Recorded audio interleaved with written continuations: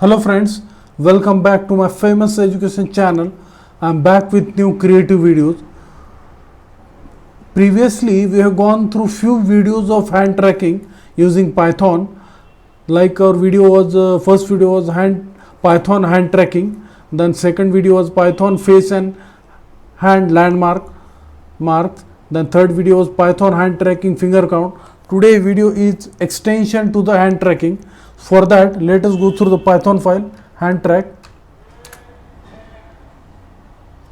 First two statements are for importing the required module.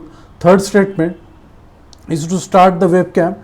Then fourth statement with while loop, it is used to get image frame. Then this is for hand 1 and next is for hand 2. Here we are shown maximum hands 2. And at the last cv image show and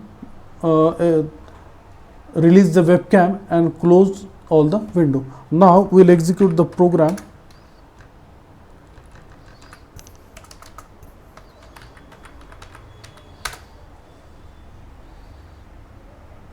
Yes,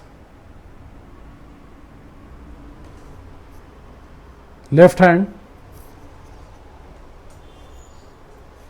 right hand, left hand.